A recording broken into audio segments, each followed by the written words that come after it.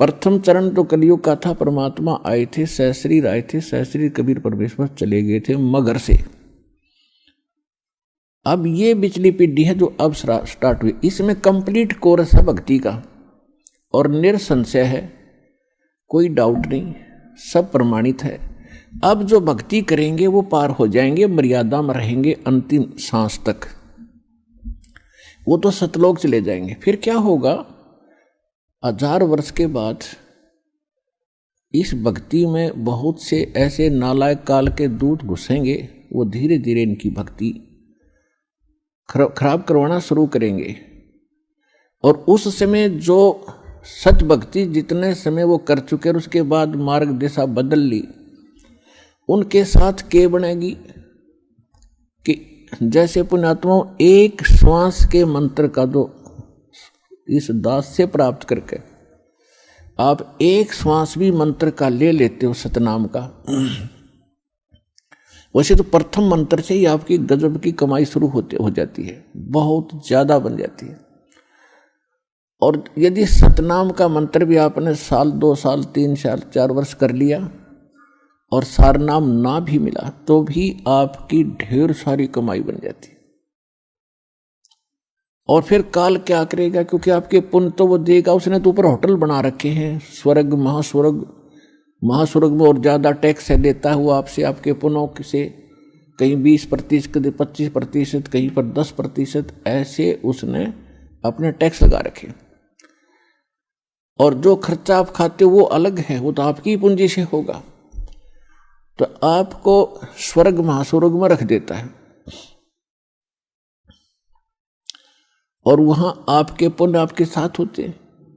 जब महास्वर्ग के अंदर आपके पुण्य खत्म हुए उसके बाद स्वर्ग में ले आता है, नीचे एक अलग से एक स्वर्ग है, उस महास्वर्ग से अन्य जो कॉमन स्वर्ग है, उसमें भी जब आपके पुण्य खत्म हो जाते हैं फिर आपको पृथ्वी पर डाल देता है।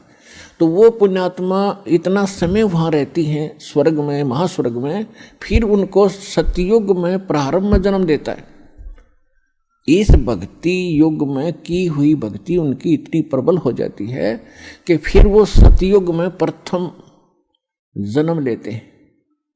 उनकी फिर भी इतनी भक्ति होती है क्योंकि सतयुग में लाखों वर्ष का जीवन होता है, एक का जीवन पूरा करते हैं इतने युग, 1-2 जीवन में वो सतयुग पूरा हो जाता है। फिर त्रेता में आते हो आप वही हो जो पहले भक्ति लगे थे लेकिन आप फिसल गए, आप रिपट गए, विचलित हो गए किसी कारण से।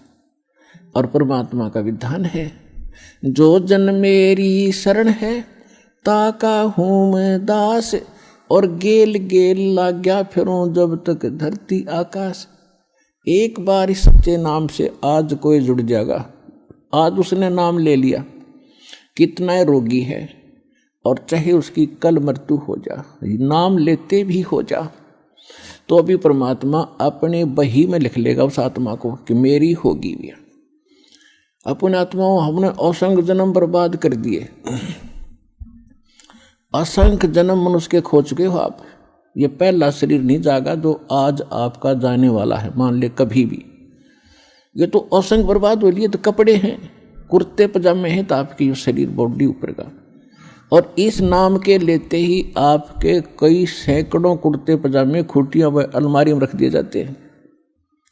मनुष्य आज आपको नाम लेते ही और चाहे अगले पल मृत्यु हो जाती है।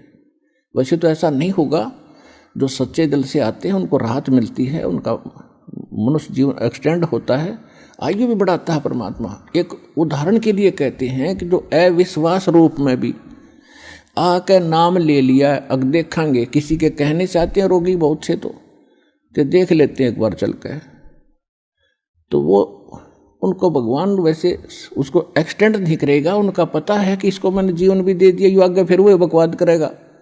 तो परमात्मा ने तो अपनी आत्मा देखनी है कि इसका उद्धार क्यों कर होगा, तो नाम लेते ही यदि उसकी मृत्यु भी होगी तो भी भगवान के अकाउंट में आ गया, और 10 महीना में फिर जन्म देकर उसको फिर बरवाड़ा बुला लेगा, वह शुरुआत होगी उसके जीवन की। तो यहाँ आने वाले व्यक्ति को हानि कति नहीं है, और कति ज्ञान सुनकर समर्पित होगा होगे तो आपकी कैंसर का बाप भी ठीक हो जा। भगवान किसे कहते हैं, वाह भाई वाह। यहां पर कम से कम लाखों भक्तों के कैंसर तक के रोग ठीक हो चुके, जिन्होंने समर्पित भाव से परमात्मा पर विश्वास करके नाम लिया और मर्यादा निभाई। क्योंकि दुखी आदमी मर्यादा खूब निभाता है, सुखी तक गड़बड़ कर देता है, समाज को गणा देखे, उसने तो अपनी जान दिखाई देती है, तो उस पर जल्दी राजी हो है भगवान, जल्दी प्रसन्न होता है, उसका जीवन भी बढ़ावेगा और उसको रोग से मुक्त भी करेगा। लेकिन करेगा अपने हिसाब से, उसकी नीत देख के कि आगे कहीं और गड़बड़ ना कर देगी।